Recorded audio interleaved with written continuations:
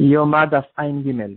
On va voir aujourd'hui, Bezrat Hashem, les Urim et Tumim. Donc, qu'est-ce que c'était les Urim et Tumim? C'était une manière spéciale où on pouvait s'adresser à Hashem, lui poser des questions publiques que le roi en général demandait pour savoir s'il sortait dans une guerre, s'il allait gagner la guerre, etc. Et recevoir une réponse miraculeuse directement de Hashem. C'était une question qu'on posait à travers le Kohen Gadol. Donc, le Kohen Gadol, on sait qu'il avait 8 habits.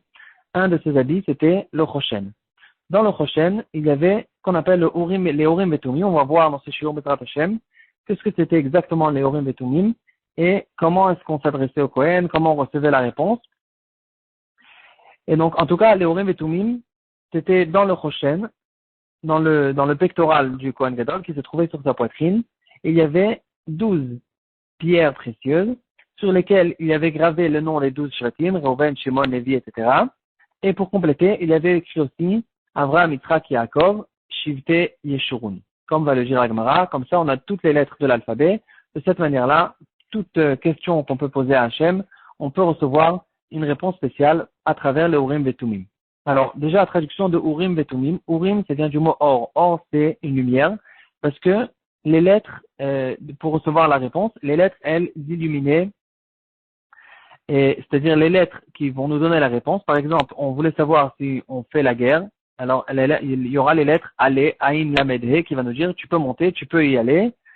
Et par exemple, le Aïn de Shimon, le Lamed de Lévi, et le He de Yehuda.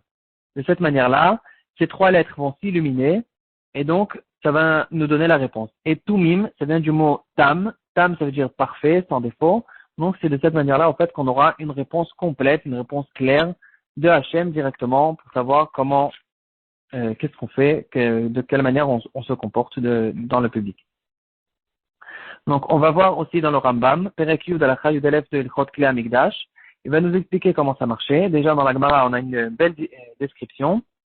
On va voir plusieurs chisotes là-dessus. D'après le Rambam, le Kohen, il mettait sa face devant le Kodesh HaKodashim. Donc, il était en face du Kodesh HaKodashim. Et c'est ça, on dit Panav Klapé Hashem. C'est ça le pshat d'après le Rambam. On va mettre sa face devant le Kodesh HaKodashim. Celui qui va poser la question, il va se mettre derrière le Kohen, donc il aura aussi sa face vers le Kodesh HaKodashim, et il va poser la question. La Gemara, elle va dire qu'on ne pose pas la question à voix haute, on va la poser à voix basse, pas en réfléchissant, mais à voix basse, et le Kohen Gadol, il va regarder par la suite sur les Urim et Tumim, sur les pierres précieuses, et de cette manière-là, il va recevoir la réponse. Après le Rambam, il fallait obligatoirement qu'il y ait un roi HaKodesh. Donc, c'est la raison pour laquelle dira le Rambam que dans le deuxième Beth Amikdash où on sait qu'il n'y avait plus la névoie, il n'y avait plus le roi HaKodesh, on ne pouvait plus utiliser les Urim et Tumim. On a bien sûr quand même fait le Choshen avec les pierres précieuses pour que le Kohen Gadol ait ses 8 habits, parce que sinon ce n'est pas un Kohen Gadol, il ne peut pas faire son service de Kohen Gadol, mais il n'y avait plus cette chose miraculeuse des Urim et Tumim. Ça fait partie des choses qu'il n'y avait plus au courant du deuxième Beth Amikdash. Ça, c'est d'après le Rambam. Donc, d'après le Rambam, en fait, les Urim et Tumim, c'était les pierres qui s'illuminaient, qui éclairaient et qui nous donnaient la réponse. Rashi, il va expliquer d'une autre manière. D'abord, premièrement, il va expliquer d'une autre manière comment on posait la question au Kohen Gadol. Et en plus de ça, on va voir qu'il va en fait, la traduction du Urim et Tumim, d'après Rashi, c'est quelque chose d'autre. On va le voir tout de suite. D'après Rashi, on a vu dans la Gemara, quand la Gemara, elle va dire qu'il aura sa face devant Hachem, ça ne veut pas dire qu'il se mettra en face du Kodesh HaKodashim. Ça veut dire qu'il va baisser sa tête en direction de sa poitrine pour que, en fait, sa face, elle soit plutôt du côté du Choshen. Pourquoi? Alors, Rachid va nous expliquer, il y aura ici Rachid sur le Chumash aussi, que, en fait, dans le pli du Choshen, le Choshen, on a dit qu'il était plié en deux, et à l'intérieur, il dira Rachid, il y avait des parchemins sur lesquels était écrit le Shema Forage de 72 lettres, le nom le plus kadosh de Hachem, qui donnait cette importance justement au Choshen, cette chose incroyable qui nous donnait en fait les réponses directement d'Hachem. Donc d'après Rashi, puisqu'il y avait ce parchemin, Rashi peut se permettre d'expliquer que quand on dit Panav Klapé Hachem, ça veut dire qu'il aura sa face vers le Choshen lui-même. D'après le Rambam, apparemment, j'ai cherché dans le Rambam, il n'a pas mentionné même une fois, d'après ce que j'ai trouvé pour l'instant, qu'il y avait un parchemin avec les Urim et tout, avec le nom d'Hachem à l'intérieur.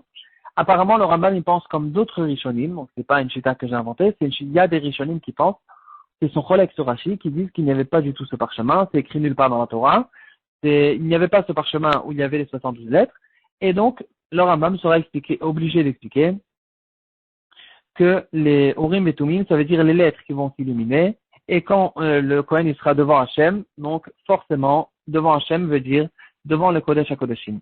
Et donc c'est la raison pour laquelle le Rambam il va dire qu'on a besoin d'un Ruach HaKodesh spécial du Kohen Gadol, justement pour compléter la réponse divine. Et c'est pour ça que du temps du deuxième Beth Amikdash, qu'il n'y avait plus de Ruach HaKodesh, les Urim et Tumim ne marchaient plus. Par contre, pour Rashi, puisqu'il y a un Shamaim Forash à l'intérieur, la raison pour laquelle dans le deuxième Beth Amikdash, il n'y a plus d'Urim et Tumim, c'est apparemment parce qu'il n'avait plus le Shamaim Forash, il ne savait plus le faire, ou il ne pouvait plus le faire parce qu'il n'était pas au degré de sainteté de pouvoir le faire. Donc, en fait, on remarque ici, il y a deux machlokot, c'est un pshat personnel, mais il a l'air vrai. Il y a deux machlokot entre Rashi et Rambam, et en fait, c'est deux machlokot qui dépendent l'une de l'autre. D'après le Rambam, qu'il n'y avait pas de parchemin, alors l'Ifnei Hashem veut dire que le Kohen Gadol, il se met sa face devant le Kodesh HaKodeshim. Et le Rambam, il va dire que c'est pour ça qu'il y avait besoin aussi d'un Ruach HaKodesh, pour compléter, au fait, la réponse. Mais d'après Rashi, c'était quelque chose qui marchait tout seul. En fait, il y avait à l'intérieur un Shamaim Forash, c'est pour ça qu'il faut, et le Rashi pourra expliquer que sa face devant Hachem, c'est en baissant sa tête vers le Choshen, vers le Shamaim Forash, et c'est de cette manière-là qu'on va recevoir la réponse. Mis à part ça, on va voir une marloquette dans la Gemara, de quelle manière exactement on recevait la réponse. Alors, déjà, on peut se poser la question, est-ce que, en fait, il y a une question qui a été relevée dans les poskim qui n'a pas de rapport, mais ils essayent de prouver cette question justement du Urim et Tumim. Si j'ai par exemple le nom d'Hachem qui a été écrit sur plusieurs plaques, sur 4 planches, j'ai écrit sur l'une Yud, après sur l'autre He, sur l'autre Vav et après sur l'autre He. Maintenant, les 4 planches sont rapprochées l'une à l'autre. Est-ce que j'ai le droit de les séparer ou bien ça s'appelle que j'efface le nom d'Hachem? Alors, certains poskim voulaient justement prouver des Urim et Tumim qu'apparemment on a le droit de le faire. Pourquoi? Parce qu'on va voir la Gemara de Marloquet entre Rabbi Yochanan et Resh Lakish, comment on recevait la réponse.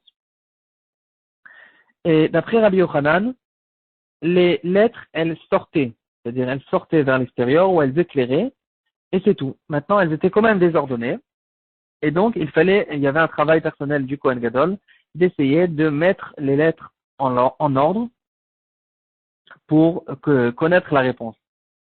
Par contre, d'après Resh Lakish, les lettres, elles se déformaient, c'est-à-dire elles changeaient de place complètement et elles nous donnaient la phrase, la réponse clairement, comme il n'y avait pas besoin en fait de mettre en ordre les lettres parce que toutes les lettres se changeaient pour nous donner la réponse clairement dans le prochain. Donc d'après Resh Lakish, il n'y a pas besoin de Ruach HaKodesh, comme on va le voir tout de suite.